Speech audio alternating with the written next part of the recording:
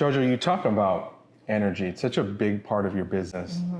And your tagline is a state of mind. Talk to me about that. Yeah, state of mind. It's a play on words, but it's so important. We're actually more energy than we are matter, and your home is your second skin, and so like it or not, it carries energy. And I'm sure you've walked into a house before and you've felt, oh, like I want to get out of here, or like, oh, it feels like a warm hug. That's energy. Without sounding too woo-woo, it's a frequency or a vibration that's in the house. And it's important. The nuances of that are extremely important when you're showing a home, because you don't want them just to see the property, you want them to experience the property. And energy, in terms of like, how does it carry into other aspects of that experience for them, right? Because you talk about not a transaction, but a transition, right? So the energy that the home has, the energy that you bring to the experience, how does that play a role in that experience for you and the client, the seller or the buyer? Yeah, well, like it or not, every house has a story, right? And that story will manifest itself in the real estate process. And so it's really important to know, like, what is the reason that they're moving? What is the transition about, right? And if you pay attention to the transition, the transaction will go a lot smoother. So we need to figure out, is this a death or a divorce, or are they having a baby, or are they downsizing, or what is the story in that house? And then once we address that and shift any negative energy that is potentially in the house, it's going to help the showing and the transaction and everything go more smoothly. How did, energy is such a big part of what we do as well, right? So like how you show up for a photo shoot or a video shoot, like really translates into the actual end product and the actual video. For you, when did this become apparent? Like, when did this idea, the concept of energy and how it plays a role in what you do and what the client experiences, when did that come about? Well, it plays such a role in my personal life, and I'm an empath, so I feel everything. And sometimes that's good, sometimes it's bad. But again, when you go into a home, I could immediately feel the energy of the sellers or the situation in the house. And so by me doing it in my personal life and making sure that energy feels good, then I could do that and translate that within the homes that I sell. And so there's a few things that I make sure that are important. And one of them is making sure that the space is organized, right? Because if the space is organized, then it's harmonious and spacious, and that feels good. And I make sure that there's a lot of natural light, right? Because like anytime there's natural light, like it's a positive vibe, it's a positive feeling. I use essential oils and candles, right? So we're gonna incorporate all the senses here. And if it smells good, essential oils tend to have a relaxing feeling to them. It's important to like put in plants. You always want to have something living, right? It's first of all, it's your basic air purifier, and it's beautiful and it looks great. I also use crystals, and I know that sounds a little woo-woo for some people, but crystals are known to have healing properties, and many of them absorb negative energy, and they also look good, right? So, whether you believe in that or not. And then I also bring in like natural elements, like stone and wood and water. And water, the sound of water has a very tranquil feeling to it. So if you incorporate all of these things, people are not going to necessarily remember if there's 2 or 3 or 5 bedrooms, but they are going to remember how it made them feel and how it smelled and that feeling that they got when they walked through the home. So think about it. People sometimes are going to see 8, 10 properties in one day, right? I want mine to be the star. right? I want mine to stand out. And so doing those things makes people remember, right? And it might not ultimately like, oh, they're going to buy your house for sure, but it will make a difference. And over you hear people talk about, you know, for any experience, whether you have a business and you're selling to a client or whatever, or you know, even a friend or a family member, or we were talking about love languages just a few minutes ago. You know, someone said it, which is like, it's not how what you did, it's how you left people feeling, right? Yes. It's how people remember how you treated them, how you made them feel. Yes. Right? And so you're essentially taking that, and since homes are, like you say, a second skin, you know, you're taking that to that level as well. Right. Right? Talk to me about that, how you're creating that experience for the people coming through.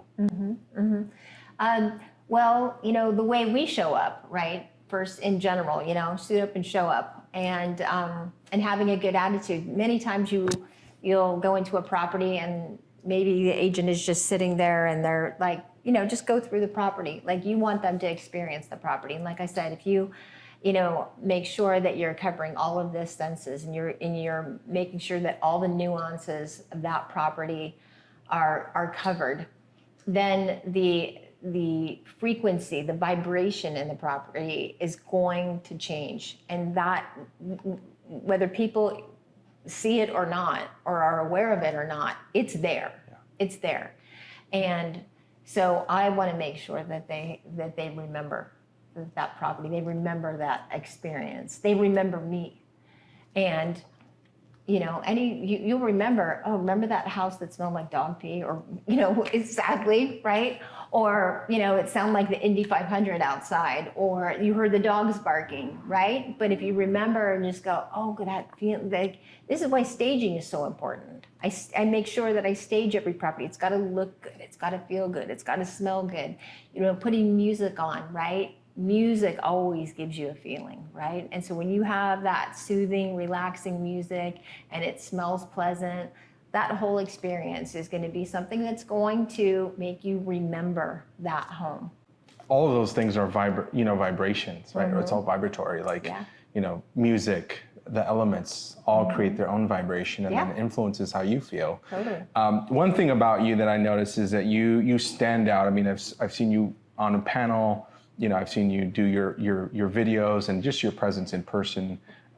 You definitely have a unique energy signature. Thank you. Right, and it's very unique to you. And I think one thing that agents need to do more of is find that unique factor, right? And the reason I think you always stand out to me is because you always lead with your why. Like, the reason you do what you do. That's what you lead with. Whereas I think a lot of agents lead with what they do. Yes. Right? Like, here's the list of, I'm going to do this for your house, this route, which is needed. But if you lead in with, this is why I do what I do, I think it's very powerful, and it leaves an impact, which is what you're doing. Is that on purpose, or is that just kind of has become your MO? Well, you know, I think with anybody asking a lot of questions, right? People like to talk about themselves, right? And so, you know, you want to find out, but like, I need to know why you're selling this house. What is so important, right? Do we have to do this quickly? Or is price your motivation? Or is this like an investment, right? Or is this like a home that we're looking for? Like, all of these things are important. Then I know, first of all, if you're a buyer, I know what I'm looking for, right? And if you're a seller, I know like our timing. I know that this transition is, you know, it's serious, it's important, or if price is your motivation, whatever it is. Once I can find that out, then I could execute. Then I could do my job, do it well, and make sure that you're getting what you need out of this. So if we focus on the transition, the transaction will go smoother. I like it. Is there, if someone were to ask you, like, why do you do what you do, what would your answer be for that?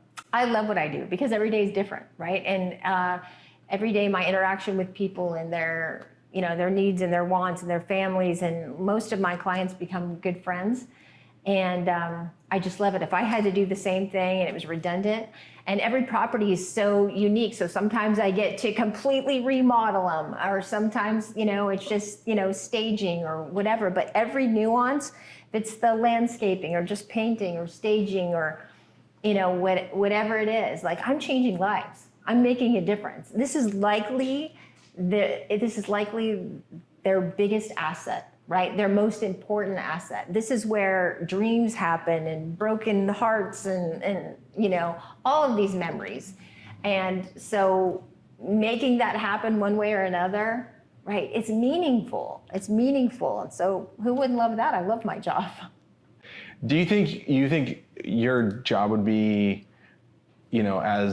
or what you do be as exciting or rewarding if you didn't have the energy piece to it?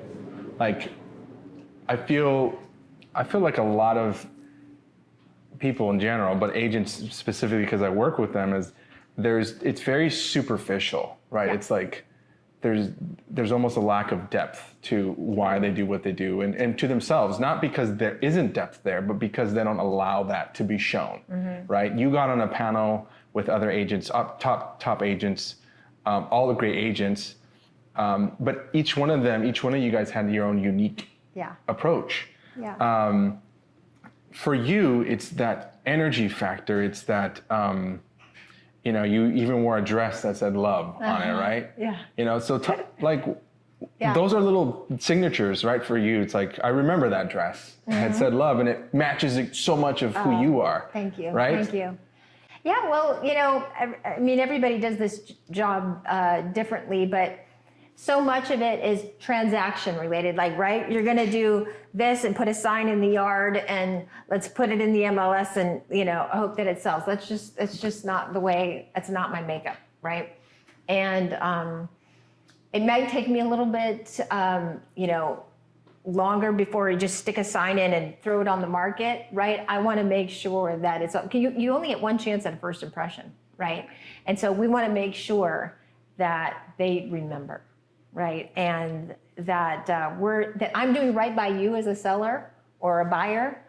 I'm doing right by you so that I can walk away and put my head on the pillow at night and you just go, you know what? I did my best, and I did what's right for them. And not just thinking about the transaction and the commission, right? Commission is not my mission, right?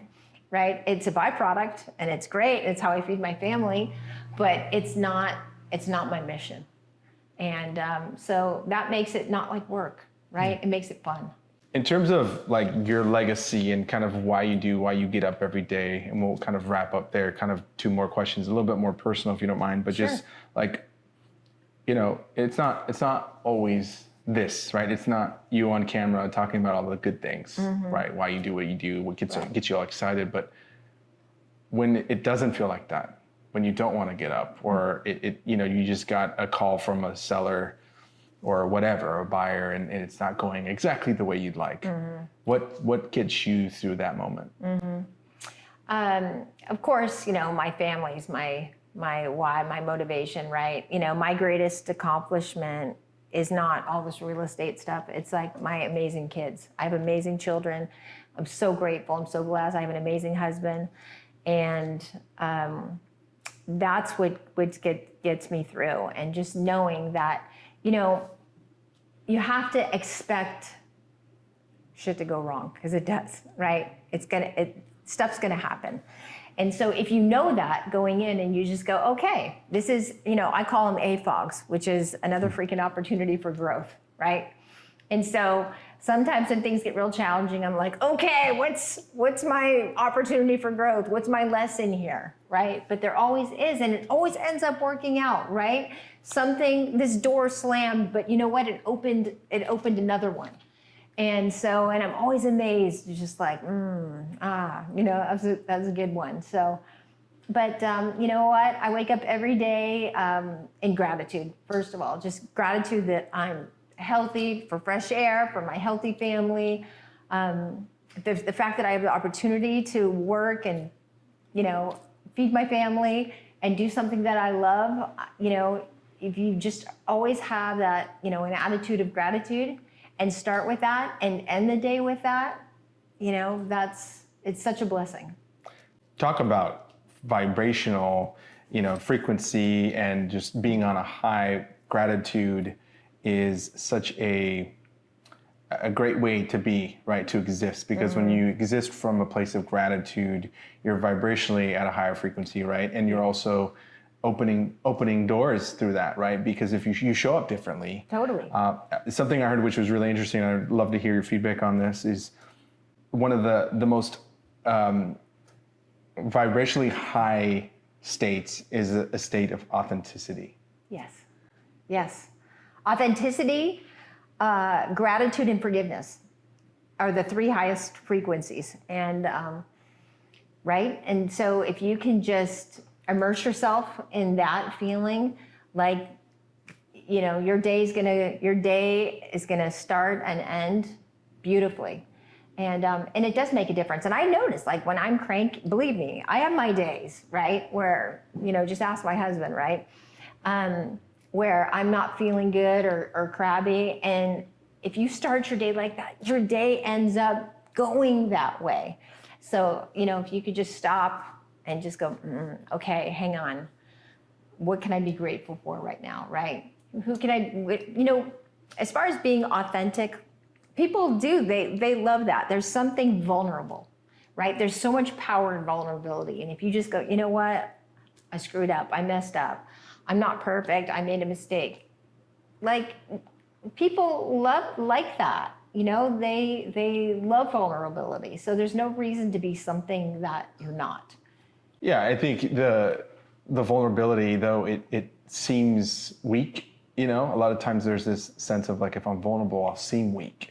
But there's a lot of power, strength, and power when you're vulnerable, because you're saying, like, take this or leave it. Totally. And especially when you come with it with a owning up to whatever, maybe you made a mistake or whatever, but just vulnerability, even like, hey, I'm not having a great day, or hey, you know what, I thought this would go this way and it didn't, forgiveness and all that. So I like what you said. So you said forgiveness, authenticity and gratitude.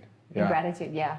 Those are your pillars. Yes, and Brene Brown wrote a book called The Power of Vulnerability, and it's one of my favorite books.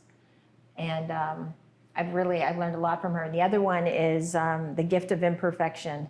And I tend to be a bit of a perfectionist, and I've learned to, like, stop and just go, nope, that's my shame. That's my guilt. Because it's all a story, right? It's just a story. I call it my internal roommate who's so hard on me, who's just never shutting up. And when I hear that, myself, being hard on myself or something negative, I'll stop and I'll go, no, be quiet, And it's about loving yourself. It took me a long time. It took me years to learn how to do that. And I think it starts with loving yourself. That's awesome. I mean, for me, I'll share something too, real quick. It's just the concept of, existing from a high place, like existing from your higher self, right? And so for me, that's been realizing that my thoughts aren't necessarily my thoughts, nor are they God necessarily speaking to me, right?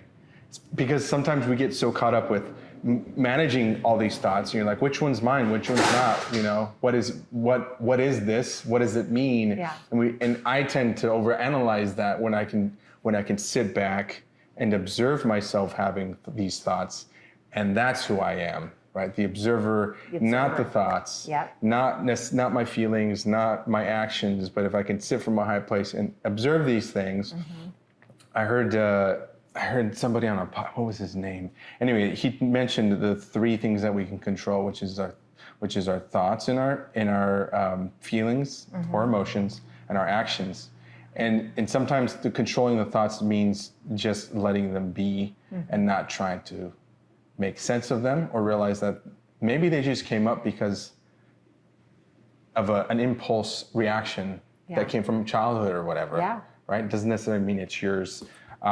So anyway, it's a story, and you have to recognize that that's all it is a story. And so some people want to, do you ever meet somebody and they want to marinate in their misery, and they go, yeah, but my childhood and my ex and my this and my that, and I say to them lovingly, like, so what, now what? So what, now what? And it seems a little cold-hearted, but it's just like, hey, like, that was your story, and you dwelling on it, is that gonna get you anywhere? It's not. So you just gotta go, so what, now what? Okay, I'm moving forward. Yeah, and it's, it's motivating. Yeah. Well, thank you for this conversation. Yes, thank you. I appreciate it. This was fun. This is cool. Yeah, so fun.